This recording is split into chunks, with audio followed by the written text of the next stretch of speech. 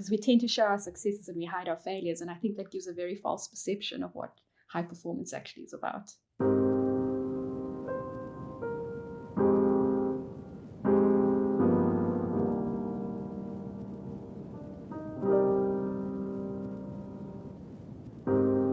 Welcome to the Actualize podcast. I'm Rob, and I'm the founder of First Session, and this is my co-host, Kim. Hi, I'm Kim. I'm a psychologist and a mental performance coach and the co-host for Actualize. Actualize is a podcast where we will be interviewing high performers in their respective fields, whether that's athletics, business, the arts, and others. And what we hope to do is dive a little bit deeper into what it took from these folks to get to where they're at, dive into how their mindset has shifted, what sort of things have they sacrificed, and also any other sort of tips that they have for helping others achieve the success that they have. So for the last 4 years or so, I've been working on a company called First Session, which is a company in Canada that connects people with the right therapist for them.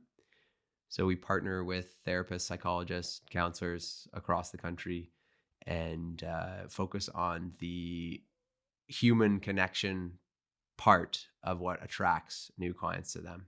And we have a website and we allow people to book with therapists. And so, Kim, can you tell me a little bit more about your current career, where you're at in your career, and what kind of work do you do, and why are you interested in what you do? Wow. Well, I'm a clinical psychologist. That's my academic training. And I think next year it will be 19 years that I've been a clinical psychologist.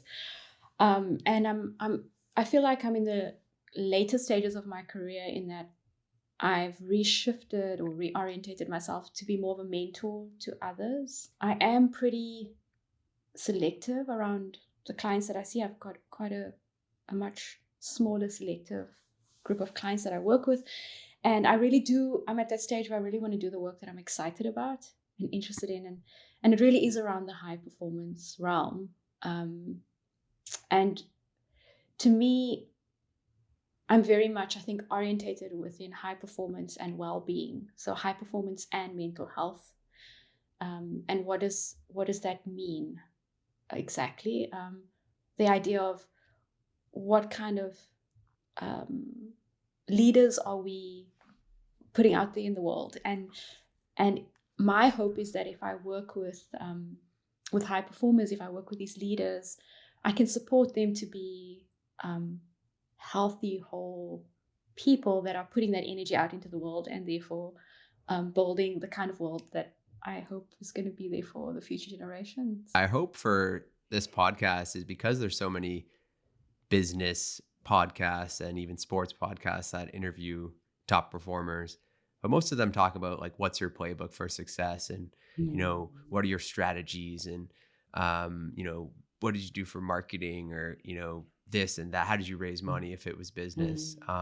And you'd probably be more familiar, Kim, with the one on athletes, but we find there's a little bit of humanity maybe missing in some of those podcasts, so we do want to bring that humanity into these conversations. And instead of asking these people, how did they get here, in terms of the strategies and the business stuff and the training stuff, more so I ask them about, how are they and how's it been, and what are the struggles been, and what are the best parts about your job. But how are the rest of the people in your life, and how are you supported, and how do you support yourself? So that is our goal, to dive a little bit deeper and look at the human side of performance in that sense.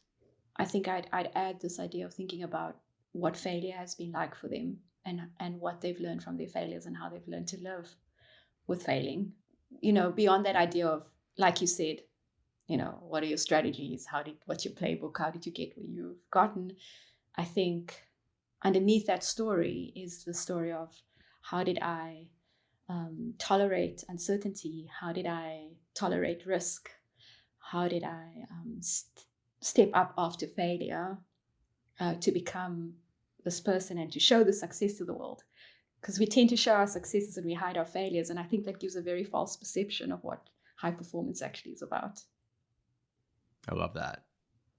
And when you are working with a high performer, is that a self definition from your clients when they when they connect with you?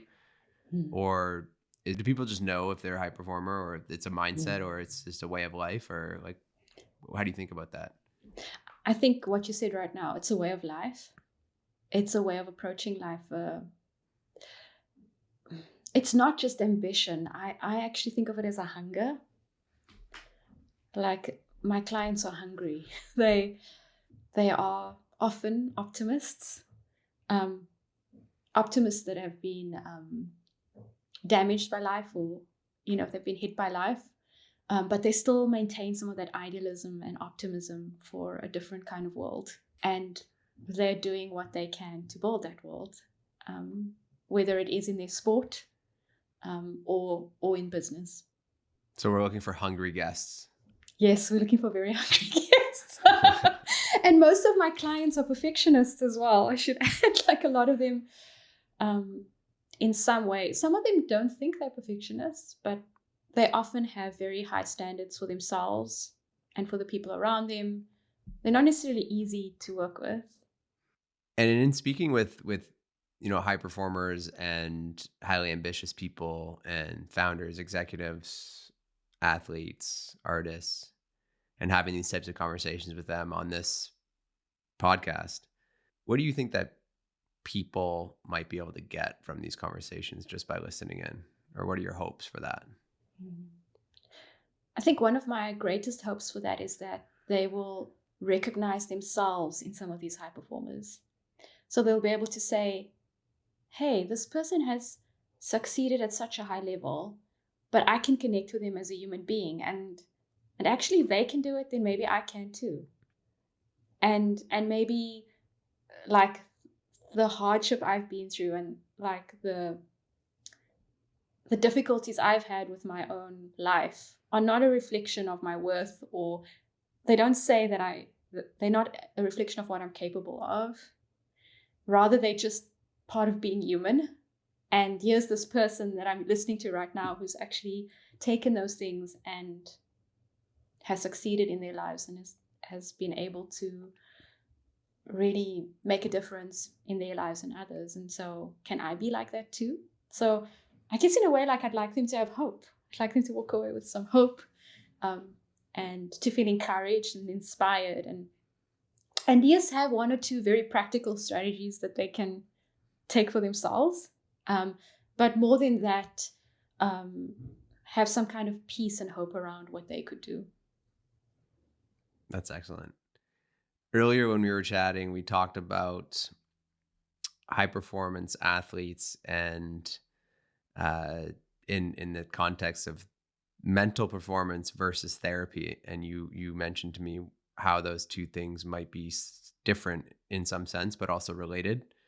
Um, what is the difference between like mental performance coaching and therapy, and how might they be related but also different?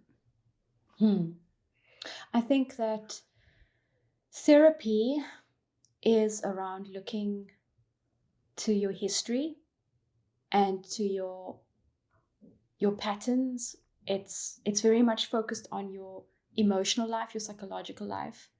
The kind of therapy that I tend to do is very connected to your primary attachments, and how your ways of seeing the world have developed over time through your primary relationships, and how that impacts how you are in the world in your current state, and how those ways of seeing might be causing you harm, or causing you emotional pain, and also ways of how those ways of seeing the world can actually help you to grow and heal, and become more at ease with yourself. So that's therapy, and it's the road less traveled. It's got its ups and downs, but it's very much centered around emotion, and psychological healing. Mental performance coaching is really around thinking about, okay, so for this person that I'm working with, what is their optimal state of performance? What does their environment require them what kind of mental skills are they required to have to be able to perform in that particular environment that they're performing in, with the challenges and strengths that they have, and then helping them to become very deliberate about implementing those mental skills in their performance area. It's a lot more didactic. In other words, there's a lot of teaching around what are those skills, why do I need them, when should I be using them, and then applying them in that performance arena. And so, interestingly, your mental health, where the two kind of connect, is that your mental health can impact your mental skills. And think of the therapy and the mental health as your foundation. That kind of keeps you grounded, your anchor through every phase of your life. Whereas your mental performance coaching is going to help you to navigate and learn some skills for particular areas of your life where you want to perform in a high level. And how might the athletics and business world and the world of arts and performing arts, how might those be related when it comes to high performers? Is there a lot of similarities across those domains, or would it be totally different? I think there are as many differences within each of those domains as there are between them. What I mean by that is like the skills that a soccer player needs as opposed to a tennis player or an archer. Those are qualitatively very different skills that they might need to be able to perform at their best. But then if you think of, is that much different from what a business person, a co-founder needs running a business and having those leadership skills compared to the captain of a team, right? Of a rowing team, like what their skills would need to be. So I think there are similarities, there are differences. And then to add to that, I'd like to say there's some foundational skills as well. Those are what I think of as like the underpinning. If you think of Maslow's hierarchy of needs, and the idea that as human beings, we have these basic needs, I think performance also has some kind of hierarchy and pyramid. And those foundational skills, the ones I would include would be confidence. I think that would probably be something that I probably work with very much across the arena. And then the other one would be motivation, our internal drivers, why we do, what we value, how what we value and how we orientate ourselves towards our goals drives us in certain areas and influences what decisions we make around performance. So confidence and motivation would be at the foundation of the kind of hierarchy of performance? Yes. And what would be on top of that? The like the top of the triangle? What would be what if you have kind of worked on your own confidence and you have your motivations as consistent as you require them to be, what's next for a lot of people? Both psychological and physiological regulation. So in other words, how to hype yourself up for performance, but also how to dial down and recover from it.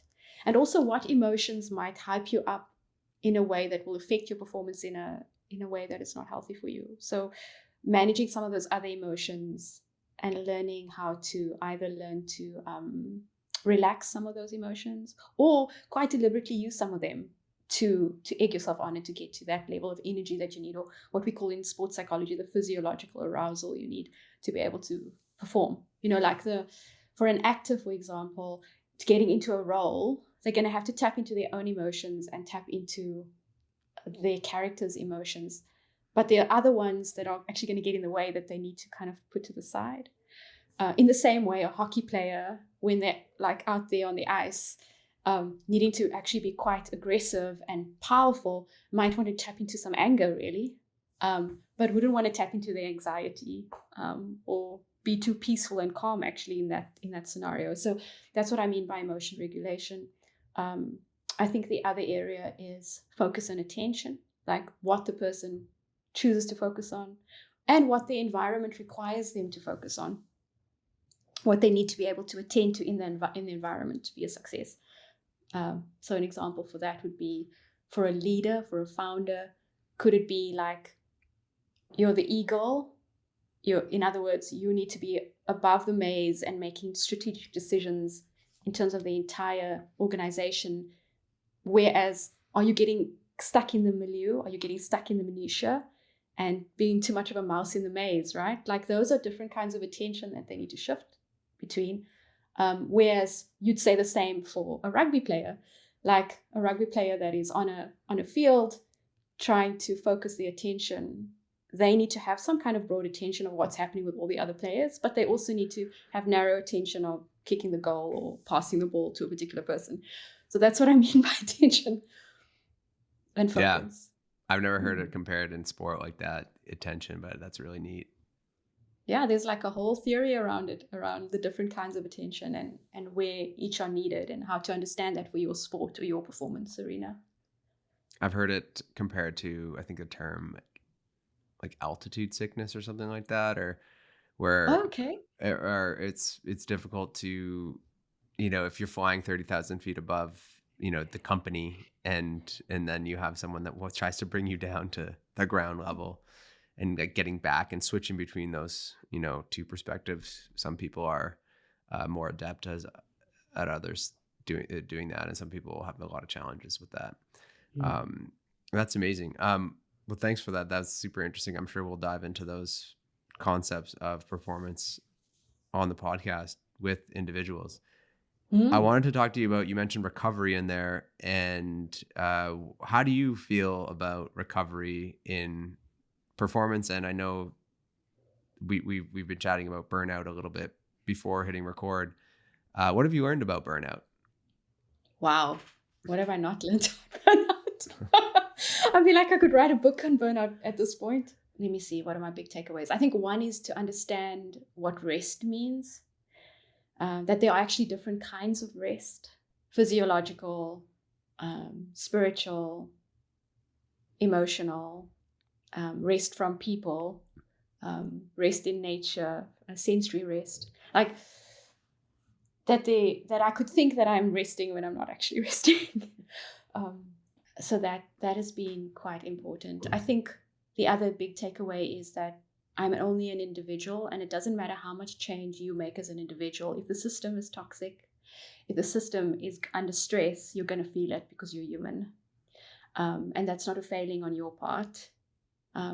It's not even sometimes the failing of the system, because sometimes bad stuff happens, like a pandemic, and you just have to deal with it. And we all try in our own way to manage these. And I really hope that we're all doing our best, but we make mistakes. So I think the third piece would be to kind of really learn to have grace for yourself, to have compassion for yourself, and give yourself that grace to make mistakes and recover and learn. It's humbling, definitely, dealing with burnout. I know burnout was a huge topic during COVID and still is. And I think it's still misunderstood and maybe undervalued in a lot of respects, as far as, what is self-care, and why is it not just having a bubble bath, and why is it different for everyone? And like, there's a self-care industry out there, but there's a self-care that you need to learn about yourself, I think, if you want to, which I'm still working on. But I think you're right, Rob, because just to add to that, it's not just about symptom alleviation. Like a lot of that things like taking the bubble bath, or, I can go off on a tangent, so stop me, but like taking the bubble bath, or having someone come and talk to your organization about burnout, those are symptom alleviation strategies, but they don't necessarily address underlying patterns. And until you address underlying patterns, the symptoms will come back, right? To me, that's an important thing to think about as a leader or as a high performer. And okay, maybe last question that I can think of off my mind for you, but you're also an artist. What role does that play in your life, and how long have you been an artist for, or is it forever? I've been an artist forever. Yeah. I started taking my art career more seriously about I think 2015, 2016. It was around the death of my grandmother, actually, and she was a very important person in my life. And when she died, I I had been so focused on my career. I was running my own practice quite successfully in South Africa, in Cape Town, and always on the go, always busy. And there was just this moment where, because of my grief and dealing with her death, I had a bit of a meltdown psychologically. Like, I started feeling really anxious, and I got my butt back into therapy immediately and started like reflecting. But one of the things that kind of hit me with her death was my own mortality, and that my time on this planet is precious, and how I choose to spend my time every day is my life.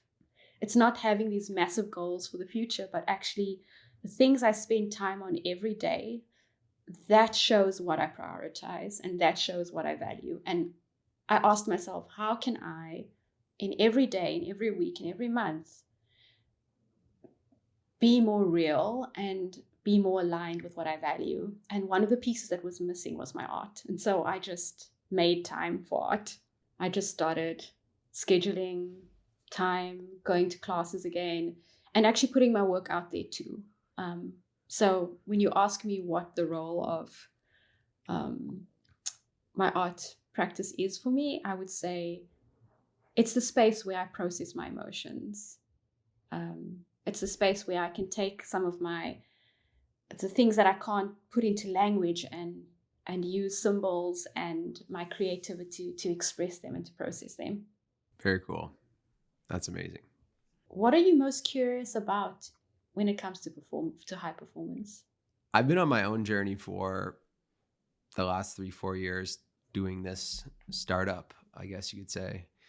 And I've had my own struggles with that. And, to name a few, I think just being a solo founder, not having a business partner that I can kind of, really kind of jive with or run ideas by has been sort of isolating. And, the imposter syndrome and just failure and feeling like you're not good at certain things. And so I think the last few years it's come into importance in my life. In particular, I've always wanted to be an entrepreneur, and it took me getting fired to actually become an entrepreneur because it was a scary thing to start. So I'm most curious about understanding that maybe people aren't perfect, even though media portrays these founders and athletes to be these perfect humans, and give people a place to share some more open stories, and be vulnerable if they want to be, and to kind of just come back to the hope for myself and for everyone to know that even the top performers struggle with this, or here's what they've had to sacrifice, and that's just part of the journey. So that's sort of what I'm curious about uncovering here.